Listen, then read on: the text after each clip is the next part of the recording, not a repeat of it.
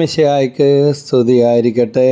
ഞാൻ brother Shaiju Adappally, Ernakulam saint Mary's prayer മിനിസ്ട്രിയിൽ നിന്നാണ്. പ്രയാസങ്ങളിൽ മുങ്ങിത്താഴുമ്പോൾ എന്നുള്ള വിഷയത്തെക്കുറിച്ചാണ്. അതിന് പരിഹാരമായിട്ട് പ്രാർത്ഥിക്കാൻ 5 വചനങ്ങളും തരുന്നുണ്ട്. ഈ 5 വചനങ്ങൾ 33 പ്രാവശ്യം വീതം 21 ദിവസം നിയോഗം വെച്ച് പ്രാർത്ഥിക്കുമ്പോൾ ദൈവവചനത്തിൻ്റെ ശക്തിയാൽ അത്ഭുതകരമായ ദൈവിക ഇടപെടലുണ്ടാകും. അതെങ്ങനെയാണെന്ന് 3 വചനങ്ങളിലൂടെ പറഞ്ഞു തന്നുകൊണ്ട് ആരംഭിക്കാം. റോമ 9:6 പറയുന്നുണ്ട്, ദൈവവചനം ഒരിക്കലും പരാജയപ്പെടുകയില്ല. യോഹന്നാൻ 6:63 പറയുന്നുണ്ട്, ഞാൻ നിങ്ങളോട് പറഞ്ഞ വാക്കുകൾ ആത്മാവും ജീവനുമാണ്. യോഹന്നാൻ 15:3 പറയുന്നു, ഞാൻ നിങ്ങളോട് പറഞ്ഞ വചനം നിമിത്തം നിങ്ങൾ ശുദ്ധിയുള്ളവരായിരിക്കുന്നു. അപ്പോൾ ദൈവവചനം നമ്മളെ ശുദ്ധീകരിക്കും, നമ്മളെ ഉരുക്കി വാർക്കും. ദൈവവചനം നമ്മളെ പടുത്തുയർത്തും, അത്ഭുതങ്ങൾ നടക്കും. അപ്പോൾ എന്താണ്? പ്രയാസങ്ങളിൽ മുങ്ങിത്താഴുമ്പോൾ. ഒരു ചെറിയ കഥ ഓർമ്മ വരികയാണ്. ഒരിക്കലൊരു കുട്ടി തൻ്റെ അപ്പൻ്റെ കൂടെ ഒരു യാത്രയ്ക്ക് പോയി. അനേകം രാജ്യങ്ങൾ ഇവർ ചുറ്റി സഞ്ചരിച്ച് ഈ കപ്പലിൽ കണ്ട് തിരിച്ചു വരികയാണ്. പക്ഷേ ശക്തമായ ഒരു കടൽക്ഷോഭം അവിചാരിതമായി ഉണ്ടാകുകയും കപ്പൽ തകർന്നു. അർദ്ധരാത്രി തീരത്തിനടുത്തുള്ള ഒരു ഭാഗത്ത് വെച്ചായിരുന്നു ദൈവകൃപയാൽ ഇത് സംഭവിച്ചത്. പക്ഷേ കപ്പൽ തകർന്ന് പലരും ലൈഫ് ബോട്ടിലൊക്കെ രക്ഷപ്പെടാനായിട്ട് ശ്രമിച്ചു. ഒട്ടേറെ ആളുകൾ മുങ്ങി മരിച്ചു. കടൽക്ഷോഭം ഉണ്ടായപ്പോൾ മറ്റൊരു വശത്ത് കളിച്ചുകൊണ്ടിരുന്ന കുട്ടിയെ തിരഞ്ഞെങ്കിലും പിതാവിനെ കണ്ടെത്താനും പറ്റിയില്ല. ആളുകൾ പരക്കം പായണല്ലേ മുങ്ങിത്താണുകൊണ്ടിരിക്കുന്ന കപ്പൽ. അപ്പോൾ ഒടുവിൽ കപ്പൽ ഇങ്ങനെ മുങ്ങിത്താഴ്ന്നു കൊണ്ടിരിക്കുന്ന അവസരത്തിൽ ഒരു തടി കഷ്ണത്തിൽ ഈ അപ്പൻ പിടിച്ചു കിടന്നു. കുട്ടിയെ കാണുന്നില്ല. പ്രതീക്ഷ നഷ്ടപ്പെട്ട് കരയിലേക്ക് ഒരു വിധത്തിൽ അദ്ദേഹം നീന്തി. മകനെ കാണാതെ ഈ മനുഷ്യന് ആദിയും വ്യാധിയും എല്ലാമായി ബോധം നഷ്ടപ്പെട്ട് അങ്ങനെ തീരത്തടിഞ്ഞു. എങ്ങനെ എത്തിയെന്ന് അറിയില്ല. ദൈവകൃപയാൽ ഇയാൾ തീരത്തടിഞ്ഞു. ബോധം വീണ് കഴിഞ്ഞപ്പോൾ സ്വാഭാവികന ഇദ്ദേഹം അന്വേഷിച്ചത് മകനെയാണ്. അപ്പോഴാണ് തീരത്തിനടുത്തുള്ള ഒരു പാറക്കെട്ടിൽ ഇയാൾ ഈ കാഴ്ച കാണുന്നത്. ആ പാറക്കെട്ടിൽ മുറുകെ പിടിച്ച് കിടക്കുന്ന മകനെ കാണുകയാണ്. നീന്തിപ്പോയി മകനെ കോരിയെടുത്ത് ഉമ്മ വെച്ചു. ജീവൻ്റെ ജീവനല്ലേ, നഷ്ടപ്പെട്ടെന്ന് വിചാരിച്ചത് തിരിച്ചു കിട്ടി. എന്നിട്ട് അദ്ദേഹം മകനോട് ചോദിച്ചു, മോനെ, ശക്തമായ ഈ തിരമാലകൾ ആഞ്ഞടിക്കുമ്പോഴും ആ പാറമേൽ പിടിച്ച് കിടക്കാൻ നിനക്ക് പേടി തോന്നിയില്ലേ? അപ്പൻ ചോദിച്ചതാണ്. അപ്പോൾ കുട്ടി പറഞ്ഞ കാരണം, ഇല്ല, എത്ര തിരമാല ശക്തമായിരുന്നെങ്കിലും ആ പാറയെ അതിനൊന്നും ചെയ്യാൻ കഴിയില്ലെന്ന് എനിക്ക് അറിയാമായിരുന്നു. അത്ര ശക്തമായ പാറയിൽ ഞാൻ മുറുകെ പിടിച്ച് കിടക്കുന്നിടത്തോളം കാലം എനിക്ക് ഒന്നും സംഭവിക്കുകയില്ലെന്ന് അറിയാമായിരുന്നു. മകൻ കൊടുത്ത മറുപടിയാണ്. ഇതാ നമ്മുടെ ജീവിതത്തിലും കടൽക്ഷോഭം പോലെ, പ്രതിസന്ധികൾ പോലെ ഒന്നൊന്നായി പ്രയാസങ്ങൾ ഉണ്ടാകുമ്പോഴും സങ്കീർത്തനം 94:18 പറയുന്നു, എൻ്റെ കാൽ വഴുതുന്നു എന്ന് വിചാരിച്ചപ്പോഴെല്ലാം കർത്താവേ, അങ്ങയുടെ കാരുണ്യം എന്നെ താങ്ങി നിർത്തി. സങ്കീർത്തനം 145:8-9 വചനങ്ങൾ. കർത്താവ് കൃപാലുവും കരുണാമയനും ക്ഷമാശീലനും സ്നേഹസമ്പന്നനും. കർത്താവ് കൃപാലുവും കരുണാമയനും ക്ഷമാശീലനും സ്നേഹസമ്പന്നനും. അങ്ങനെ സങ്കീർത്തനം 145 8ഉം 9ഉം വാക്യങ്ങളാണ്. കർത്താവ് കൃപാലുവും ക്ഷമാശീലനും സ്നേഹസമ്പന്നനുമാണ്. അപ്പോൾ ഈ ഓഡിയോയ്ക്കിടക്ക് ദൈവം മനസ്സിൽ ഇങ്ങനെ തന്നൊരു പ്രേരണയാണൊന്ന് മൂളിയത്. അപ്പോൾ ഈ പാറമേൽ മുറുകെ പിടിച്ച് കിടന്ന ആ കുട്ടിയുടെ വാക്കുപോലെ നിഷ്കളങ്കമായ ഒരു വിശ്വാസത്തിലേക്ക് മത്തായി 8:13 പറയുന്നുണ്ട്, നിങ്ങൾ മാനസാന്തരപ്പെട്ട് ശിശുക്കളെ പോലെ ആകണമെന്ന്, ഇല്ലെങ്കിൽ ദൈവരാജ്യം കാണാൻ കഴിയുകയില്ല. ദൈവരാജ്യത്തിലായാലും ഈ ലോകരാജ്യത്തിലായാലും എല്ലാ പ്രതിസന്ധികളെയും അതിജീവിച്ച് പോകുവാൻ ദൈവത്തിലെ അടിയുറച്ച ഒരു വിശ്വാസം എനിക്കും നിങ്ങൾക്കും ആവശ്യമാണ്. ലോകം മുഴുവൻ നമുക്ക് എതിരായിരിക്കാം. പ്രത്യാശ നഷ്ടപ്പെട്ട് വലിയ പ്രതിസന്ധികളിലൂടെ കടന്നു പോകേണ്ടി വന്നേക്കാം. പക്ഷേ പാറമേൽ ആ കുട്ടി ഉറച്ച് വിശ്വാസത്തോടെ പിടിച്ചു കിടന്നതുപോലെ നമുക്ക് എല്ലാ പ്രതിസന്ധികളും ആഞ്ഞടിക്കുമ്പോഴും ദൈവമാകുന്ന ആ പാറമേൽ ഉറച്ച് വിശ്വസിക്കാനും ആശ്രയിക്കാനും പിടിച്ചു നിൽക്കാനും സാധിക്കണം. അപ്പോൾ അവിടുന്ന് പുതിയ വഴികൾ തുറന്നു തരും. അതിന് നമുക്ക് വേണ്ടത് വേറെ ഒന്നുമല്ല, അതരം കൊണ്ടുള്ള ഒരു വ്യായാമമോ ചൊല്ലിക്കൂട്ടലോ പ്രാർത്ഥനകളോ അല്ല. പ്രാർത്ഥന വേണ്ട എന്നല്ല പറയുന്നത്. ഏത് അവസ്ഥയിലും കർത്താവിൽ, യേശുവിൽ അടിയുറച്ച് പിടിച്ചു നിൽക്കാനുള്ള ഒരു മനോധൈര്യവും വിശ്വാസവും. അപ്പോൾ ദൈവം നമ്മളെ കൈപിടിച്ച് ഉയർത്തിയിരിക്കും. അത് ഉറപ്പുള്ള കാര്യം. നമ്മുടെ ജീവിതവും പലതരത്തിലുള്ള പ്രതിസന്ധികളിലൂടെ കടന്നുപോകും. ഇപ്പോൾ ഇന്ന് രാവിലെ ഒരു മനുഷ്യൻ എന്നെ വിളിച്ചതാണ്. 19 ലക്ഷം രൂപയോ അതിലധികവും മുടക്കി ഒരു ഹൗസ് ബോട്ട് ഇറക്കാനെല്ലാം ചെയ്ത് കഴിഞ്ഞപ്പോൾ ഇപ്പോൾ അതിൻ്റെ ലൈസൻസ് കിട്ടുന്നില്ല. അത് കോടതിയിൽ കിടക്കുകയാണ്. മന്ത്രിതലത്തിൽ ഇടപെടലുകളും ചർച്ചകളും ഉണ്ടായെങ്കിലും അതിൻ്റെ ലൈസൻസ് കിട്ടിയില്ല. കയ്യിലുള്ളത് മുഴുവൻ മുടക്കിക്കഴിഞ്ഞു. പക്ഷേ ഒരു വീട് വെക്കാൻ പോലും സാധിച്ചില്ല. വരുമാനം ഉണ്ടായിക്കഴിഞ്ഞാൽ അത് ചെയ്യാനാണല്ലോ. അപ്പോൾ കഴിഞ്ഞ 6-7 കൊല്ലമായിട്ട് ഒരു വീട് പോലും പണിയാതെ ഒരു വരുമാനത്തിൻ്റെ വഴി അന്വേഷിച്ചപ്പോൾ ഇപ്പോൾ അത് മുടങ്ങിക്കിടക്കുകയാണ്. ഈ അടുത്ത നാളിൽ വിളിച്ച 1-2 പേര് പറഞ്ഞ കാര്യം ഓർക്കുകയാണ്. മലഞ്ചരക്ക് വ്യാപാരികൾ, അതിലൊരു പ്രായമുള്ള മനുഷ്യനെ വീട്ടിലുള്ളവർ പോലും കുറ്റപ്പെടുത്തുന്ന, പിടിച്ചു നിൽക്കാൻ പറ്റാത്ത വിഷമം. അദ്ദേഹം പറഞ്ഞ 1 കോടി രൂപയുടെ മലഞ്ചരക്ക് ലോഡ് കൊണ്ടുപോയിട്ട് 1 കോടിയോളമായി, 10 പൈസ കൊടുക്കുന്നില്ല. ചതിക്കപ്പെട്ടെന്ന് മനസ്സിലായത് ഇപ്പോഴാണ്. എന്തോരം നാൾ കഷ്ടപ്പെട്ട് 1 കോടി രൂപയുടെ മലഞ്ചരക്ക് എന്ന് പറയുമ്പോൾ എന്തോരം കാണും. ഇങ്ങനെ പല മേഖലകളിലും പലവിധ പ്രതിസന്ധികളിലൂടെ കടന്നു പോകുന്നവരാണ് നമ്മൾ. ഏതാനും വർഷങ്ങൾക്ക് മുമ്പ് ഒരു യാത്രയിലായിരിക്കുമ്പോൾ പെട്ടെന്ന് ഫോൺ വന്നു. ഒരു സഹോദരി, ഉഷ എന്നാണ് ആ സഹോദരിയുടെ പേര്, ഇംഗ്ലീഷ് ചികിത്സയിലായിരുന്നു.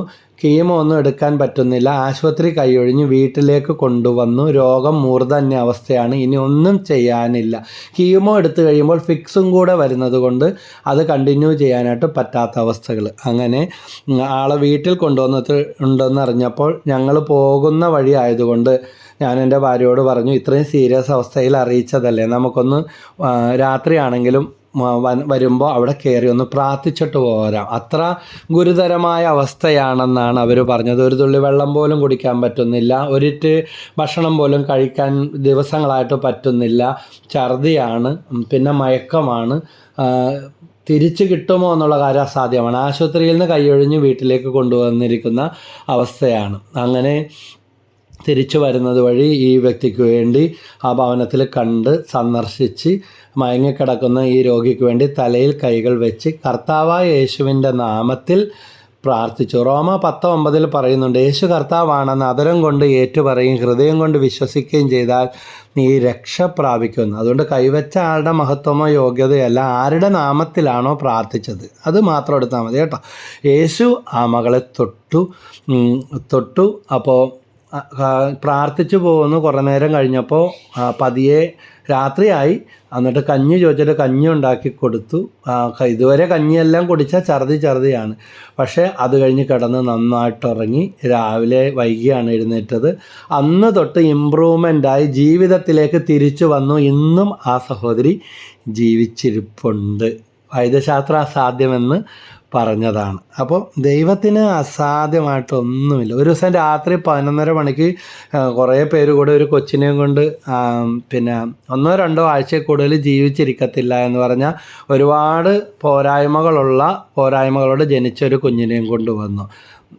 എല്ലാവരും കരയണേണ്. അപ്പനുണ്ട്, അമ്മയുണ്ട്, കൊച്ചിൻ്റെ അപ്പൂപ്പനും അമ്മൂമ്മയുണ്ട്, അങ്കിളും ആൻറ്റിയുണ്ട്, എല്ലാവരും കൂടെ കേരളത്തിലെ തന്നെ പ്രശസ്തനായ പീഡിയാട്രിക് ഡോക്ടർ പറഞ്ഞ കാര്യവും തലയിൽ വെച്ച്, ഡോക്ടറിനെ നിഷേധിക്കുകയല്ല, പറഞ്ഞതുള്ള കാര്യം തന്നെ, നടക്കൂല, ജീവിച്ചാൽ തന്നെ ഇനി നടക്കൂല, ഇരിക്കൂല, വർത്തമാനം പറയൂല, അല്ലെങ്കിൽ കൂടി വന്ന 2 ആഴ്ചയിൽ കൂടുതൽ ഈ കുഞ്ഞ് ജീവിക്കത്തില്ല എന്ന് പറഞ്ഞ കുഞ്ഞ് ഇപ്പോഴും ജീവിച്ചില്ല. അവർ വന്ന് വചനം കേൾക്കുമായിരുന്നു, കുഞ്ഞിന് വേണ്ടി വന്ന് പ്രാർത്ഥിക്കുമായിരുന്നു. അപ്പോസ്തലപ്രവർത്തനം 2:21 പറയുന്നുണ്ട്, കർത്താവിൻ്റെ നാമം വിളിച്ചപേക്ഷിക്കുന്നവരെല്ലാം രക്ഷ പ്രാപിക്കും. അതുപോലെ ഒരു അമ്മ 2 മക്കളെയും കൊണ്ട് വരുമായിരുന്നു. മക്കൾ ടീച്ചർമാരെല്ലാം കൈയൊഴിഞ്ഞ കൂട്ട ഉപേക്ഷ, അതായത് എല്ലാ ടീച്ചർമാർക്കും അഭിപ്രായമില്ല ഈ മക്കളെക്കുറിച്ച്. പക്ഷെ അമ്മ വന്ന് വചനം കേൾക്കും, മക്കളെ കൊണ്ടുവന്ന് പ്രാർത്ഥിക്കുമായിരുന്നു. ഒരാൾ എൻജിനീയറായി, മറ്റേ ആൾ ടീച്ചറായി. ഇതാ പണിക്കാർ ഉപേക്ഷിച്ച് കളഞ്ഞ കല്ല് ഭവനത്തിൻ്റെ മൂലക്കല്ലായി തീർന്നു. 13 വയസ്സിൽ വൈദ്യശാസ്ത്രം കൈയൊഴിഞ്ഞ് ഒരാശുപത്രി മാറി അത്യാസന്ന അവസ്ഥയിൽ വേറൊരു പ്രശസ്തമായ മെഡിക്കൽ കോളേജ് ഉൾപ്പെടെ ഉള്ള ആശുപത്രിയിലേക്ക്, ഇന്ത്യയിലെ തന്നെ ഏറ്റവും വലിയ ആശുപത്രിയിലേക്ക് കൊണ്ടുപോയി. ആ കുട്ടിക്ക് വേണ്ടി 13 വയസ്സുള്ളൂ, വെയിറ്റൊക്കെ കുറഞ്ഞുകൊണ്ടിരിക്കുന്ന, ഛർദ്ദിക്കുന്ന, രോഗം എന്താണെന്ന് ഡയഗ്നോസ് ചെയ്യാൻ പറ്റാത്ത അവസ്ഥ. ഈ പ്രാർത്ഥിക്കാനായിട്ട് വന്നു, കുഞ്ഞിൻ്റെ മേൽ കൈകൾ വെച്ച് യേശുവിൻ്റെ നാമത്തിൽ പ്രാർത്ഥിച്ചു. അപ്പോൾ ഡോക്ടർ പറഞ്ഞു പ്രാർത്ഥന മാത്രമുള്ള കേട്ടോ, വേറെ ഒന്നും ചെയ്യാനില്ലെന്ന് സ്വകാര്യമായിട്ട് എന്നോട് കയറിയപ്പോൾ തന്നെ കണ്ട ഡോക്ടർ പറഞ്ഞിരുന്നു, നല്ലോണം പ്രാർത്ഥിച്ചോ എന്ന് പറഞ്ഞു. ആ കൊച്ച് സുഖപ്പെട്ടു, കല്യാണം കഴിഞ്ഞു, 2-3 കുട്ടികളുണ്ടായി. ഇപ്പോൾ ഒരു വിദേശ രാജ്യത്ത് കുടുംബത്തോടൊപ്പം വസിച്ചു കൊണ്ടിരിക്കുകയാണ്. അതുകൊണ്ട് നമ്മുടെ ബുദ്ധിയും അല്ലെങ്കിൽ ലോകം പറഞ്ഞു തരുന്നത് പോലെ ആകണമെന്നില്ല. ദൈവത്തിന് പ്രവർത്തിക്കാൻ ഒരു നിമിഷം മതി. ഏശയ്യാ പ്രവചനം 26:4 പറയുന്നുണ്ട്, കർത്താവിൽ എന്നേക്കും ആശ്രയിക്കുവിൻ. ദൈവമായ കർത്താവ് ശാശ്വതമായ അഭയശിലയാണ്. നേരത്തെ പറഞ്ഞതുപോലെ ആ പാറമേൽ മുറുകെ പിടിച്ചു കിടന്ന കുട്ടി ആ തിരമാലകളിൽ നിന്ന്, ക്ഷോഭത്തിൽ നിന്ന് രക്ഷപ്പെട്ടതുപോലെ ഇതാ കർത്താവാകുന്ന പാറമേൽ, പാട്ടിൽ പാടൂലേ, എൻ്റെ കാൽകളെ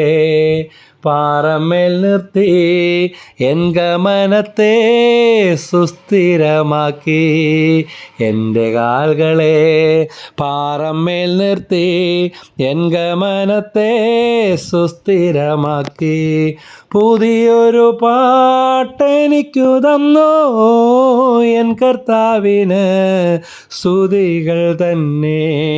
സങ്കീർത്തനം 94:18, എൻ്റെ കാൽ വഴുതുന്നു എന്ന് വിചാരിച്ചപ്പോഴെല്ലാം കർത്താവേ അങ്ങയുടെ കാരുണ്യം എന്നെ താങ്ങി നിർത്തി. എൻ്റെ കാൽ വഴുതുന്നു എന്ന് വിചാരിച്ചപ്പോഴെല്ലാം കർത്താവേ അങ്ങയുടെ കാരുണ്യം എന്നെ താങ്ങി നിർത്തി. സങ്കീർത്തനം 94:18. ബ്രദർ പിന്നെയും വായിക്കുകയും പിന്നെയും പറയുകയും ചെയ്യുന്നത് നിങ്ങൾ ചിലരുടെയൊക്കെ മെസ്സേജും അഭ്യർത്ഥനയും കൊണ്ടാണ്.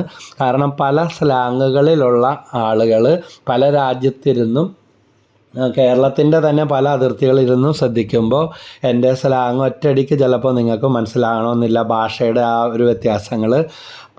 അപ്പോൾ ചിലർ പറയും ബ്രദറെ വീണ്ടും ഒന്ന് പറഞ്ഞേക്കണേ, വീണ്ടും ആ നമ്പർ ഒന്ന് പറയണേ എന്ന്. അപ്പോൾ സങ്കീർത്തനം 26:4, സങ്കീർത്തനം 94:18 ഈ വചനങ്ങൾ മറക്കരുതേ. ചിലരൊക്കെ എനിക്കറിയാം നന്നായിട്ട് ഓരോ ദിവസവും വചനം കേൾക്കുമ്പോൾ ആ വചനങ്ങളെല്ലാം ഡയറിയിൽ എഴുതി വെക്കുന്നുണ്ടെന്ന് എന്നോട് വിളിച്ച് പറയുന്നവരും വന്നപ്പോൾ പറഞ്ഞവരുമുണ്ട്. ഒത്തിരി സന്തോഷമുണ്ട്. ദൈവവചനത്തോടുള്ള നിങ്ങളുടെ ആ താല്പര്യവും ആ തീഷ്ണതയും തീർച്ചയായിട്ടും ഉറച്ച പാറമേൽ നിർത്തപ്പെട്ട താങ്ങപ്പെട്ട കുഞ്ഞിനെ പോലെ ദൈവം ആ വചനമാകുന്ന പാറമേൽ ഭവനം പണിത വിവേകിയായ മനുഷ്യനെക്കുറിച്ച് മത്തായി സുവിശേഷം 7-ാം അധ്യായത്തിൽ പറയുന്നുണ്ട്. ഇതാ അതുപോലെ ദൈവം നമ്മളെ പണിതുയർത്തും എന്നുള്ള കാര്യത്തിൽ ഒരു സംശയമില്ല. അപ്പം നമ്മുടെ ജീവിതവും പലതരത്തിലുള്ള പ്രതിസന്ധികളിലൂടെ കടന്നു പോകുമ്പോൾ അത് സാമ്പത്തിക തകർച്ചകളാകാം, നല്ല അവസ്ഥയിൽ ജീവിച്ചിട്ട് നോക്കി നിന്ന നേരം കൊണ്ടെല്ലാം തകർന്നു പോയ അവസ്ഥയാകാം, പിന്നെ ജോലി സംബന്ധമായ ബുദ്ധിമുട്ടുകളാകാം. UK, കാനഡ, ന്യൂസിലൻഡ്, USA പല ആൾക്കാരും വിളിക്കുന്നുണ്ട്. പണ്ടത്തെ ആ ഒരു പ്രതാപത്തിൽ ഓടിച്ചെന്ന് ജോലിക്കൊന്നും അന്വേഷിച്ചാൽ കിട്ടുന്നില്ല. പാർട്ട് ടൈം ജോബ് പോലും കിട്ടാതെ നാളുകളായിട്ട് വിഷമിക്കുന്നു. അല്ലെങ്കിൽ പഠിച്ച ഇഷ്ടപ്പെട്ട കോഴ്സൊക്കെ പണ്ടൊന്നും ആളുകളുടെ ദൗർലഭ്യമായിരുന്നു. ഇപ്പോൾ പല രാജ്യങ്ങളിൽ നിന്നും ഒത്തിരി ആളുകൾ എത്തിയത് നിമിത്തം നമ്മൾ വിചാരിക്കും നമ്മൾ മാത്രമാണെന്ന്. പണ്ടത്തെ ആ ഒരു ജോബ് സെക്യൂരിറ്റി ഒന്നും കിട്ടുന്നില്ല. കഴിഞ്ഞ ദിവസം IT ഫീൽഡിൽ വിദേശത്തിരിക്കുന്ന സഹോദരൻ 3-4 മക്കളുണ്ട്, 40 വയസ്സായി, ജോലി നഷ്ടപ്പെട്ടു. അപ്പോൾ ഈ പ്രായത്തിൽ പെട്ടെന്ന് ഇങ്ങനത്തെ ഒരു ജോലി കിട്ടാൻ ഭയങ്കര ബുദ്ധിമുട്ടാണ്. വീടിനെടുത്ത ലോണുണ്ട്, വീട്ടിൽ 3-4-5 പേരുടെ ചിലവുകളുണ്ട്, എങ്ങനെ മെയിൻറ്റെയിൻ ചെയ്യുമെന്നറിയില്ല. പ്രാർത്ഥിക്കണമെന്ന് പറഞ്ഞിരിക്കുക. അവർക്ക് വേണ്ടി എല്ലാം ഇതോടൊപ്പം പ്രാർത്ഥിക്കുന്നുണ്ട്. ഓർക്കുമ്പോഴെല്ലാം നിങ്ങൾക്ക് വേണ്ടി പ്രാർത്ഥിക്കുന്നുണ്ട്. ധാരാളം പേര് വിളിക്കുന്നുണ്ട്. ചിലർ പ്രാർത്ഥിക്കാനും ഒരു സ്പിരിച്വൽ കൗൺസിലിങ്ങിന് വേണ്ടിയൊക്കെ വരുന്നുണ്ട്. കൃഷിയൊക്കെ തകർന്നു പോയവരുണ്ട്. വളരെ പ്രതാപത്തിൽ ജീവിച്ചു. കോവിഡ് തകർത്ത് കളഞ്ഞു, പ്രളയം തകർത്ത് കളഞ്ഞു. അങ്ങനെ ബാങ്ക് ബാധ്യതകൾ വന്ന് വിഴുങ്ങിയിരിക്കുന്ന അവസ്ഥകളുണ്ട്. അങ്ങനെയുള്ള ചിലരോടൊക്കെ ഞാൻ പറയും, കയ്യിലുള്ളതും കൂടി നഷ്ടപ്പെടാതിരിക്കാൻ ഇത്തിരി വില കുറച്ചായാലും കയ്യിലുള്ളത് വെച്ച് പെരുമാറി വേഗം തീർക്കാൻ നോക്കും. മുഴുവൻ കൂടെ ബാങ്ക് എന്തായാലും അവർ തന്നത് പിടിച്ചേരിക്കും. ഇനി കടം തന്നവർ വെറുതെ ഇരിക്കത്തില്ല. അതുകൊണ്ട് നമ്മുടേതിന് വലിപ്പവും വിലയൊന്നും പറഞ്ഞിരിക്കാതെ തീരെ നഷ്ടത്തിൽ കൊടുക്കണമെന്നല്ല, കുറച്ച് വിട്ടുവീഴ്ച സ്ഥിതിയോടെ കൊടുത്താൽ പലർക്കും കര കയറാവുന്നതേ ഉള്ളൂ. ചിലരൊക്കെ പറയാം, അന്ന് ബ്രദർ പറഞ്ഞുകൊണ്ടാണ് ഞങ്ങൾക്ക് ഒട്ടും ഇഷ്ടമുണ്ടായില്ല, അന്ന് അതിൽ നിന്ന് കയറി പോകുന്നത് കൊണ്ട് രക്ഷപ്പെട്ടു എന്ന് സാക്ഷ്യപ്പെടുത്തുന്നവരും ഒക്കെ ഉണ്ട്. അപ്പോൾ അതുപോലെ കുടുംബജീവിതത്തിലെ ബുദ്ധിമുട്ടുകളാകാം. ഇന്നലെ ഒരു വീട്ടമ്മ പറഞ്ഞു, 3 കുട്ടികളുണ്ട്, ഭർത്താവ് ഒരു കൃഷിക്കാരനും ഇവരൊരു നേഴ്സുമാണ്. വേണ്ടതിനും വേണ്ടാത്തതിനും കുറ്റം പറച്ചിൽ, ഒന്നിലും ഒരു നന്മ ഈ പങ്കാളിയുടെ പക്കൽ നിന്ന് ലഭിക്കുന്നില്ല എന്ന്. സാമ്പത്തിക പ്രശ്നങ്ങളാണെങ്കിലോ ഇയാൾക്ക് ജോലിയിലും കൃഷിയിലൊന്നും വലിയ താല്പര്യമില്ല. അപ്പോൾ ഭാര്യയുടെ ജോലി ഉണ്ടായിരുന്നതും ഇപ്പോൾ ഇല്ല. വിദേശത്തേക്ക് പോകാൻ വേണ്ടി കഠിനമായിട്ട് പരിശ്രമിക്കുന്നുണ്ട്. പക്ഷേ മരിച്ചാൽ മതിയെന്ന് പലപ്പോഴും ചിന്തിച്ചു പോകുന്നത് പങ്കാളിയിൽ നിന്നുള്ള അവഗണനയാണ്. ജോലിയും എടുക്കുന്നില്ല, അതിനും പറയും കുടിക്കുകയും വലിക്കുകയൊന്നുമില്ല. എന്തിനാ കുടിക്കുകയും വലിക്കുന്നത്, ഇത് പോരെന്നാണ് ചോദിക്കുന്നത്. ചീത്ത വാക്കുകളല്ലാതെ പറയുന്നില്ല. അപ്പോൾ കണ്ടമ്പടിക്ക് മുണ്ടമ്പടി, തെറിപ്പത്തലിന് മുറിപ്പത്തൽ എന്നും പറഞ്ഞ് നിൽക്കാതെ എതിരിട്ടുകൊണ്ടൊന്നും കാര്യമില്ല പ്രിയ സഹോദരങ്ങളെ. അങ്ങനെയുള്ള അവസ്ഥകൾ അനുഭവിക്കുന്നത് മക്കളിൽ നിന്നായാലും പങ്കാളിയിൽ നിന്നായാലും അതിനെ വടിയും പിടിച്ച് നടന്നിട്ടോ എതിരിട്ടത് കൊണ്ടോ മുഖം കയറ്റി നടന്നിട്ടോ കാര്യമില്ല. ഇതിനെ മരിക്കാൻ നമുക്കാണ് ദൈവശക്തി തന്നിരിക്കുന്നത്. മതമിളകിയ ആനയും വിഷമുള്ള സർപ്പത്തെയും ക്രൂരമൃഗങ്ങളെയും നമ്മളെപ്പോലത്തെ മനുഷ്യന്മാരാണ് മാജിക്ക് കാണിക്കാനും ഗിന്നസ് റെക്കോർഡിൽ കയറാനും ഉപജീവന മാർഗത്തിനൊക്കെ വേണ്ടി മെരുക്കിയെടുക്കുന്നത്. നമ്മൾ കണ്ടിട്ടുണ്ട്, അതിൻ്റെ വാർത്തകൾ കാണുകയും കേൾക്കുകയും ചെയ്തിട്ടുണ്ട്. അത്രയും പാടൊന്നുമില്ലല്ലോ നമ്മളെപ്പോലത്തെ തന്നെ ആ മനുഷ്യന്. അതുകൊണ്ട് അവരുടെ സ്നേഹത്തോടെ അവരുടെ ആവശ്യങ്ങൾ നിറവേറ്റുക. പുച്ഛവും വെറുപ്പും നീരസവും കാണിച്ചെടുത്ത് വല്ലവരും വരുമോ? ആർക്കെങ്കിലും ആരെയും നേടിയെടുക്കാൻ പറ്റുമോ? അതുപോലെ മക്കൾക്ക് വേണ്ടി ആയാലും മുട്ടിന്മേൽ നിന്ന് കരങ്ങൾ പിടിച്ച് അവരെ പ്രകോപിപ്പിക്കാതെ വിശുദ്ധിയോടെ പ്രാർത്ഥിക്കുന്ന മാതാപിതാക്കളാണ് ഇന്നല്ലെങ്കിൽ നാളെ അവരെ നിങ്ങൾ നേടിയിരിക്കും. വിശുദ്ധ അഗസ്റ്റിൻ്റെ ജീവിതം, മകന് വേണ്ടി പ്രാർത്ഥിച്ച് താൻ തോന്നിയ ദുർനടപ്പുകാരനായ മകനും വിശുദ്ധനായി, അമ്മയും വിശുദ്ധയായി. വിശുദ്ധ റീത്ത പുണ്യവതിയുടെ ജീവിതത്തിലും നമ്മൾ കാണുന്നുണ്ട്. ഇതാ അപ്പനെ കൊന്നവരോടുള്ള പ്രതികാരത്തിലേക്ക് 2 മക്കളും വളരുന്നത് കണ്ടപ്പോൾ ആ മക്കളുടെ ആത്മാവ് നഷ്ടപ്പെടാൻ സാധ്യതയുണ്ടെങ്കിൽ അവരെ ഈ വെറുപ്പിൽ വെച്ച് നശിക്കാനാണ് സാധ്യതയെങ്കിൽ ദൈവമേ അവരെ അങ്ങെടുക്കണമേ എന്ന് വിശുദ്ധ പ്രാർത്ഥിക്കുമായിരുന്നു. അമ്മയുടെ ജീവിതകാലത്ത് തന്നെ 2 മക്കളും മരിച്ചതായിട്ടാണ് കാണുന്നത്. അതുകൊണ്ട് എന്തെല്ലാം മക്കൾ പഠനത്തിലും ജോലിയിലും വിദേശത്തും കാര്യങ്ങളിൽ പ്രതാപം ഉണ്ടാകുന്നതിനൊക്കെ അവരുടെ ആത്മാവ് നഷ്ടപ്പെടാതിരിക്കാൻ അതിന് പ്രകോപനം ഉണ്ടാക്കിയിട്ടോ എന്തോരം ഭജനം എഴുതി എന്തോരം പ്രാർത്ഥിച്ചെന്ന് പറഞ്ഞാൽ അഹങ്കാരത്തിൻ്റെ വാക്കുകളും നിരാശയുടെ വാക്കും പറയാതെ മുട്ടിപ്പാട്ട് ഭഗ്നാശരാകാതെ ലൂക്കാ 18:1 പറയുന്നുണ്ട്, ഭഗ്നാശരാകാതെ പ്രാർത്ഥിക്കും. മത്തായി 21:22 പറയുന്നുണ്ട്, വിശ്വാസത്തോടെ പ്രാർത്ഥനയിൽ ആവശ്യപ്പെടുന്നത് എല്ലാം നിങ്ങൾക്ക് ലഭിക്കും. യഥാർത്ഥ വിശ്വാസം ഉണ്ടോ? ദൈവത്തെ ചോദ്യം ചെയ്യുന്ന വിശ്വാസവും പ്രാർത്ഥനയാണോ?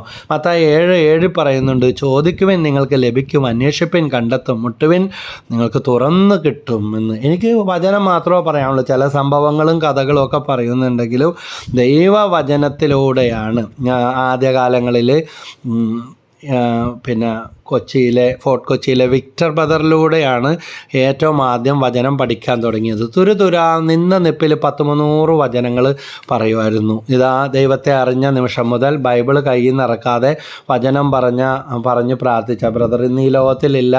27 വർഷമായി ഈ ലോകത്തിൽ നിന്ന് എടുക്കപ്പെട്ടിട്ട്. പക്ഷേ തീർച്ചയായും ആ ആത്മാവിനെ ദൈവം ഉയർത്തും, നമുക്ക് വേണ്ടി മധ്യസ്ഥം വഹിക്കും. ആദ്യമായിട്ട് വിക്ടർ ബ്രദറിലൂടെയാണ് തകർന്ന് തരിപ്പണമായി മുങ്ങിത്താണ കുടുംബത്തിൽ നിന്ന് ബ്രദറിൻ്റെ ശുശ്രൂഷയിൽ വചനം കേട്ടാണ് വചനത്തോടുള്ള ദാഹം ഉണ്ടായി.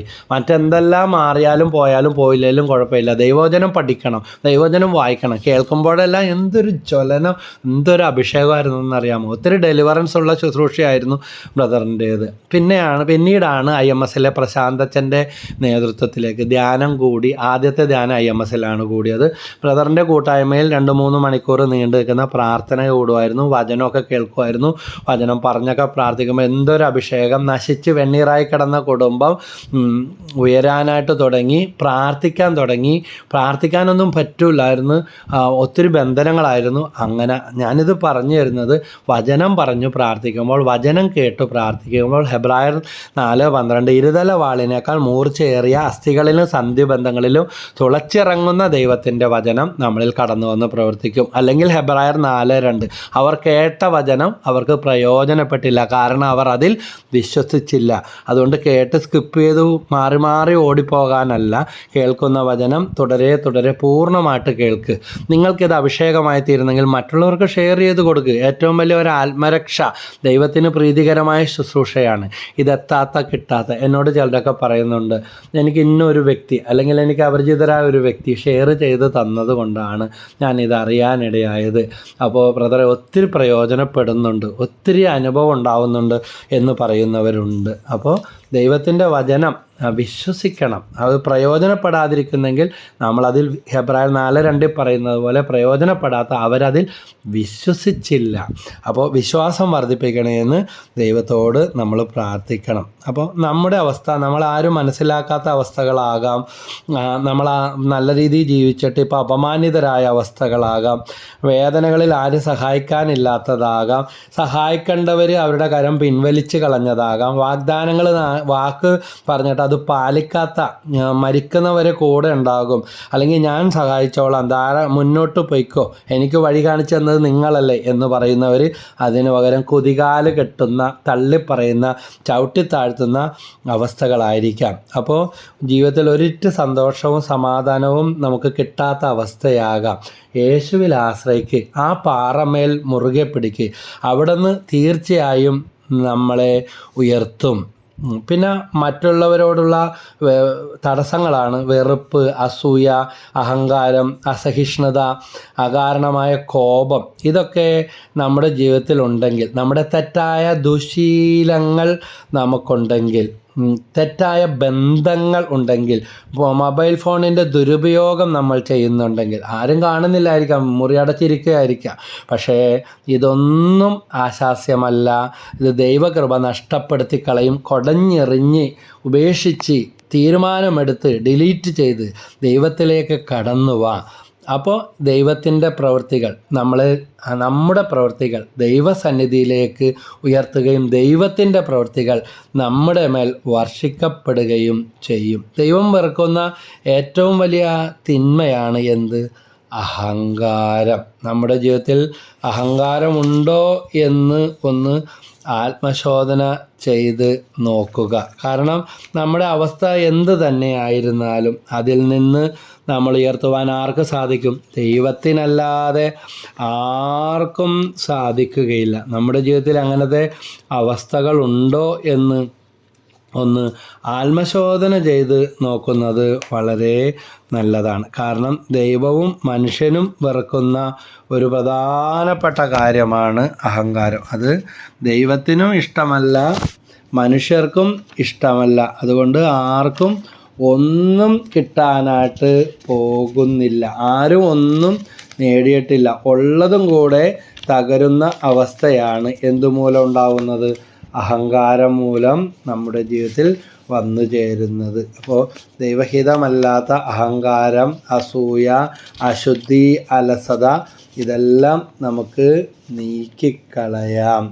സുഭാഷിതങ്ങളുടെ പുസ്തകം 11-ാം അധ്യായം 2-ാം വാക്യത്തിൽ പറയുന്നുണ്ട്, അഹങ്കാരത്തിന് പിന്നാലെ അപമാനമുണ്ട്, വിനയമുള്ളവരോടുകൂടെ ജ്ഞാനവും വരും.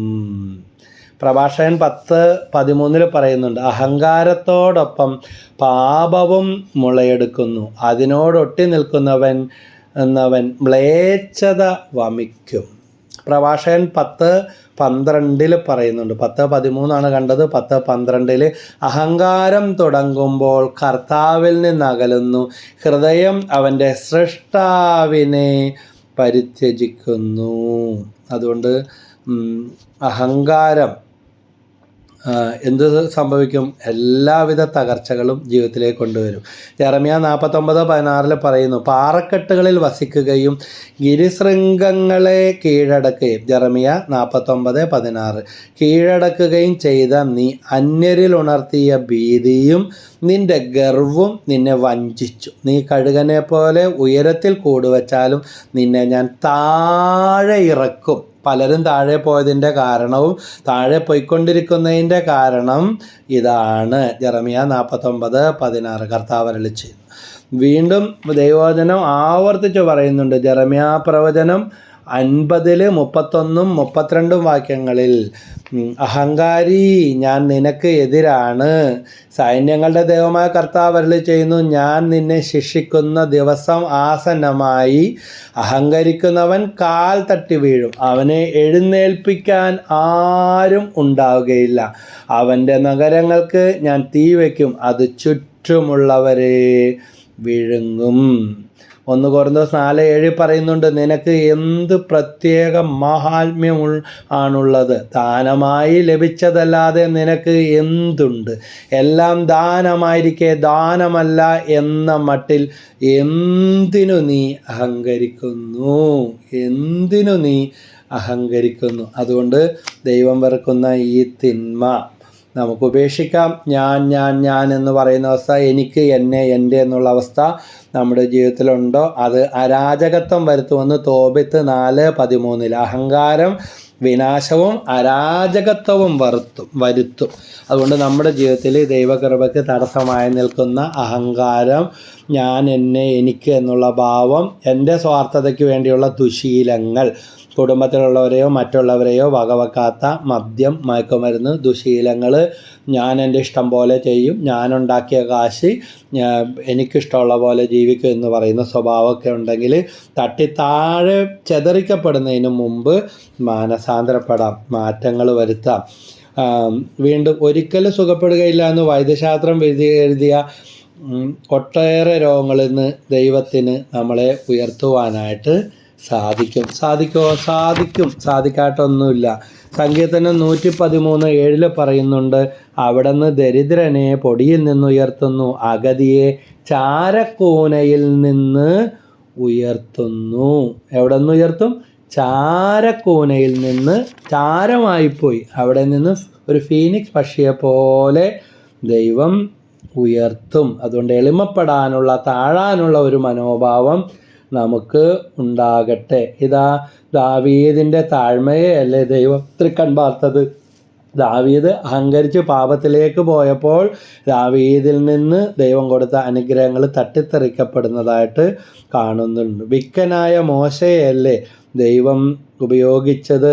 അപ്പോൾ ഇതെല്ലാം ഓർക്കുക. ലക്ഷക്കണക്കിന് വരുന്ന ഇസ്രായേൽ ജനത്തെ നയിക്കുവാൻ മോശയെയാണ് ദൈവം, ബലഹീനനെയാണ് ദൈവം തിരഞ്ഞെടുത്തത്. അപ്പോൾ നമ്മുടെ ജീവിതത്തിലും എല്ലാ പ്രതിസന്ധികളിലും ദൈവത്തോട് ചേർന്ന് നിൽക്കാം, ദൈവത്തെ മുറുകെ പിടിക്കാം. അപ്പോഴാണ് മറ്റ് കെട്ടുകളെല്ലാം പൊട്ടുന്നത്.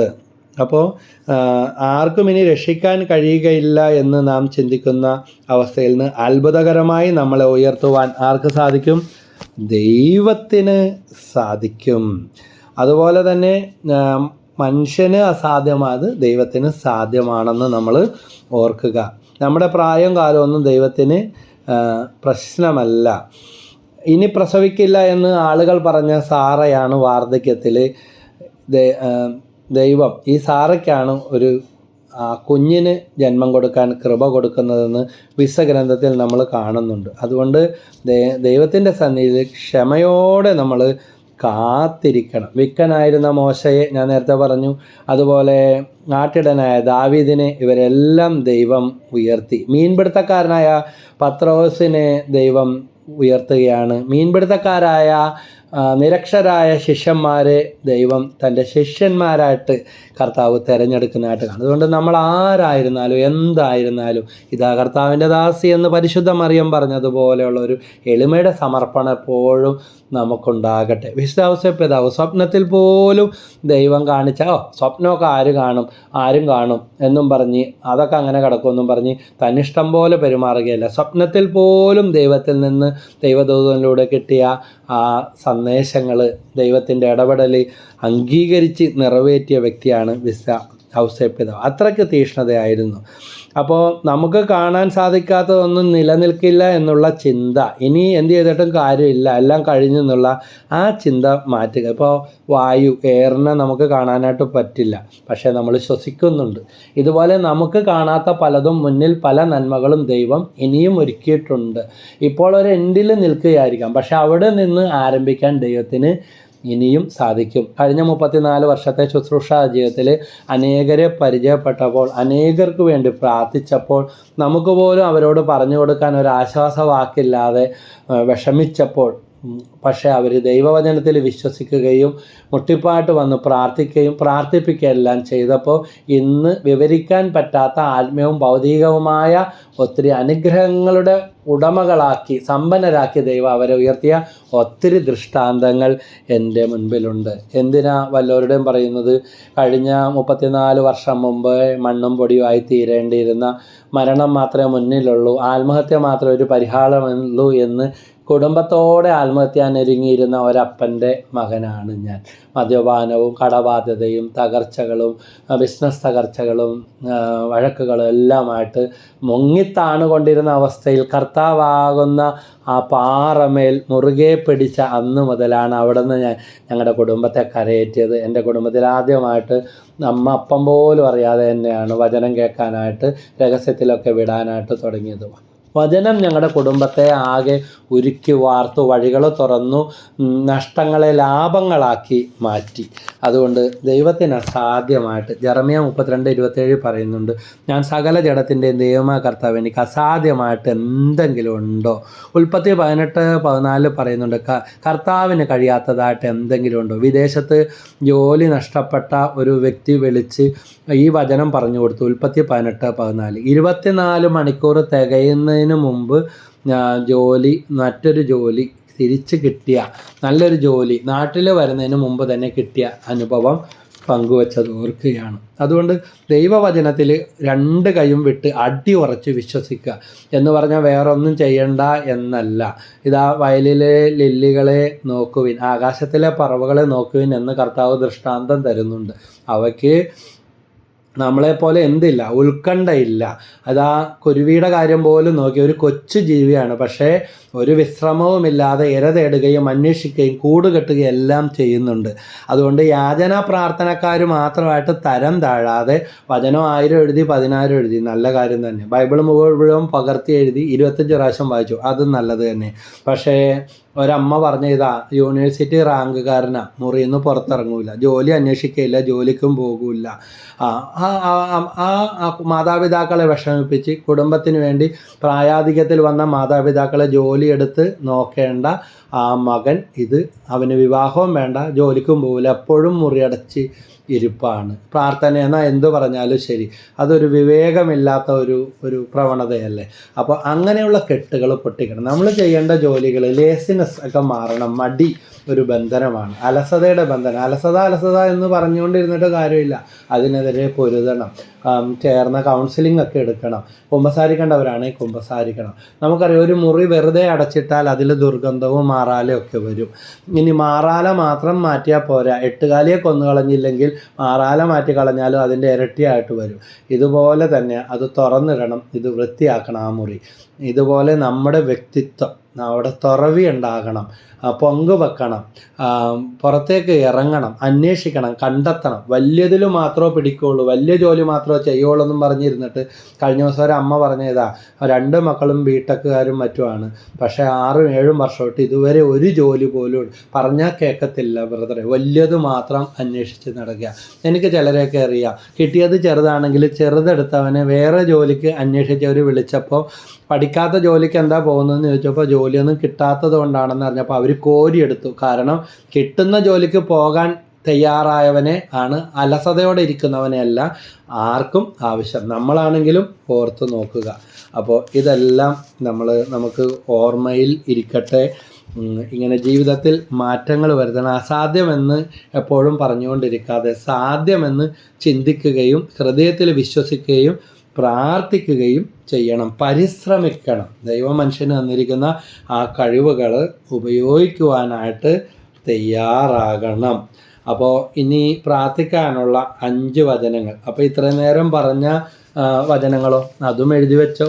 ഇതാ പ്രത്യേകമായിട്ട് ഈ മുങ്ങിത്താഴുന്ന അവസ്ഥകളിൽ, കടബാധ്യതയാകാം, വ്യക്തിജീവിതത്തിലെ പ്രശ്നങ്ങളാകാം, പരിഹാരമില്ലാത്ത പ്രയാസങ്ങളോ, ജോലി കിട്ടാത്ത അവസ്ഥയോ, വിവാഹ തടസ്സമോ ഏതും ആകട്ടെ, ഈ വിഷയവുമായിട്ട് ബന്ധപ്പെട്ട് പരിശുദ്ധാത്മാവ് ഹൃദയത്തിൽ തന്ന ആ വചനങ്ങളാണ്. പ്രയാസങ്ങളിൽ മുങ്ങിത്താഴുമ്പോൾ ഏതു വചനങ്ങൾ പ്രാർത്ഥിക്കണം എന്ന് പരിശുദ്ധാത്മാവ് തന്ന ആ ബോധ്യങ്ങളാണ്, ആ വചനങ്ങളാണ് ഇവിടെ പങ്കുവെച്ചുകൊണ്ടിരിക്കുന്നത്.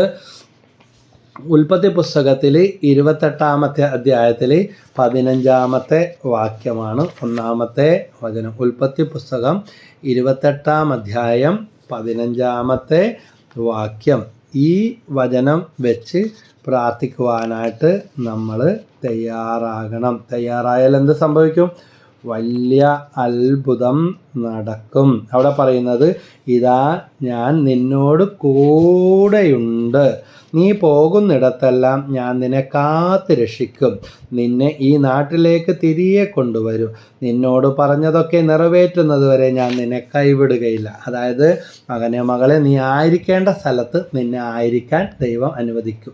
വിശുദ്ധ അന്തോനീസ് മൊറോക്കോയിലേക്ക് രക്തസാക്ഷിയായി മരിക്കാൻ വിശുദ്ധ ഫ്രാൻസിസ് അസീസിയുടെ ശിഷ്യന്മാരോട് കൂടെ രക്തസാക്ഷിയായി മരിക്കാൻ ഭയങ്കര ആഗ്രഹമായിരുന്നു. പോയപ്പോൾ അവിടെ രോഗം പിടിപെട്ട് നാട്ടിലേക്ക് തിരിച്ചു വന്നു. കൂടെ പോയ 2 പേരെ അവിടെ വെച്ച് തന്നെ അവിടെയുള്ളവർ തട്ടി രക്തസാക്ഷിയായി മരിച്ചു.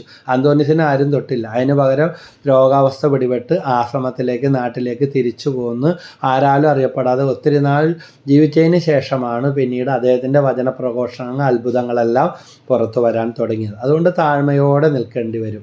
എവിടെ നട്ടെടുത്ത് പുഷ്പിക്കുക, താഴ്മയോടെ ദൈവഹിതം അന്വേഷിക്കുക, പരിശ്രമിച്ചുകൊണ്ടിരിക്കുക. അപ്പോൾ ഉൽപ്പത്തി 28:15 പ്രാർത്ഥിക്കാനുള്ള 5 വചനം ആദ്യം തന്നെ ഒന്ന് പറഞ്ഞേക്കാം.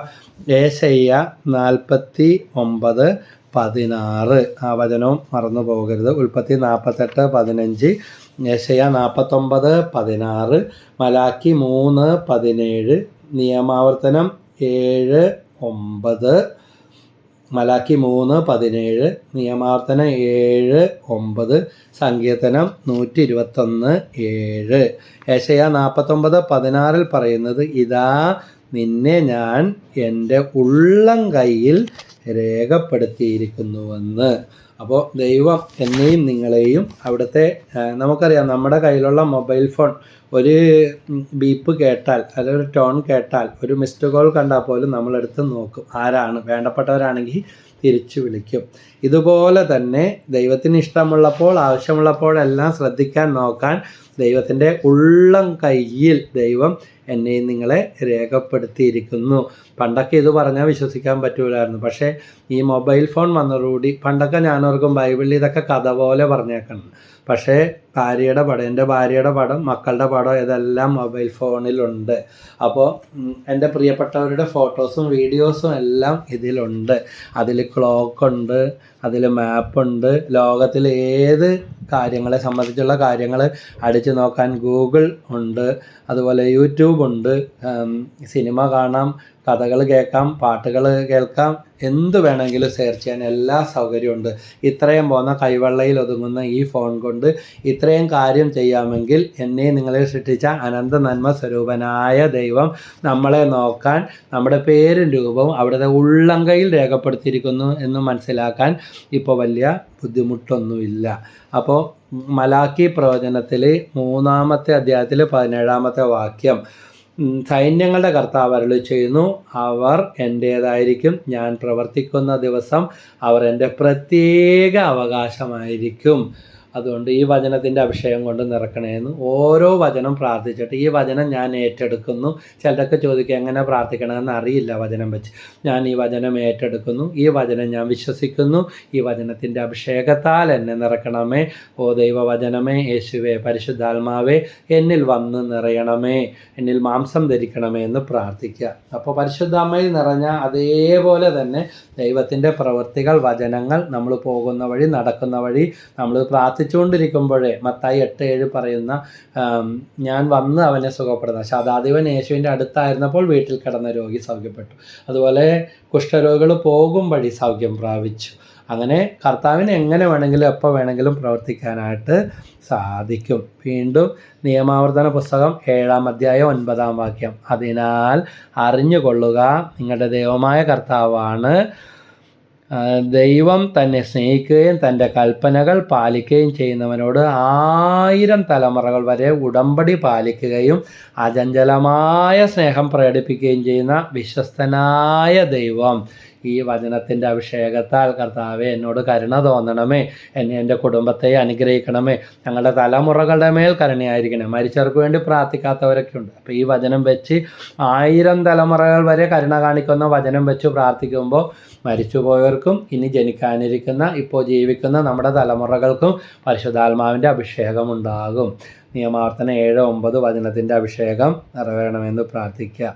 അതുപോലെ സങ്കീർത്തനം 121:7 വചനവും കൂടെ വെച്ച് പ്രാർത്ഥിക്കുക. അങ്ങനെ ഓരോ വചനങ്ങളും വെച്ച് പ്രാർത്ഥിക്കുമ്പോൾ വലിയ അത്ഭുതം. സങ്കീർത്തനം 121:7, സകല തിന്മകളിലും നിന്ന് കർത്താവ് നിന്നെ കാത്തുകൊള്ളും, അവിടുന്ന് നിൻ്റെ ജീവൻ രക്ഷിക്കും. അപ്പോൾ ജീവനെങ്കിലും ഉണ്ടല്ലോ, അല്ലെങ്കിൽ ഈ പറയുന്നത് കേൾക്കാനെങ്കിലും പറ്റുന്നുണ്ടല്ലോ, ചേർന്ന് പ്രാർത്ഥിക്കാൻ പറ്റുന്നുണ്ടല്ലോ. അതുപോലും കേൾക്കാത്ത, ജനിച്ചിട്ട് ഇതുവരെ കേൾക്കാൻ പറ്റാത്ത, കണ്ണുണ്ടായിട്ടും കാണാൻ പറ്റാത്ത എത്രയോ മനുഷ്യർ എത്രയോ നിർമ്മലതയോടെ എളിമയോടെ ജീവിക്കുന്നുണ്ട്. അതുകൊണ്ട് ദൈവത്തെ ചോദ്യം ചെയ്യുന്നവരായി തീരാതെ എല്ലാം എൻ്റെ കഴിവ്, ഞാൻ, എനിക്ക്, എൻ്റെ അത് ഇത് എന്നും പറഞ്ഞ് പ്രാർത്ഥിക്കുന്നതിൽ പോലുള്ള അഹങ്കാരമുണ്ട്. ഇത്ര കൊന്തയിലൊന്നും, ഇത്ര ബൈബിൾ വായിച്ചു, ഇത്ര ഭജനം അറിയാം, അങ്ങനെ ആത്മീയ അഹങ്കാരമൊക്കെ മാറ്റി എളിമയുടെ മാതൃക. നാറത്തടിച്ച് ദൂരെ നിന്ന് കരഞ്ഞ് പ്രാർത്ഥിച്ച ചുങ്കക്കാരൻ്റെ പ്രാർത്ഥന കേൾക്കുമെന്ന് ദൈവവചനത്തിൽ പറയുന്നത് പോലെ, ദൈവമേ പാപിയാണ്, മഹാപാപിയാണ്, എൻ്റെ മേൽ കരുണ ഉണ്ടാകണമേ.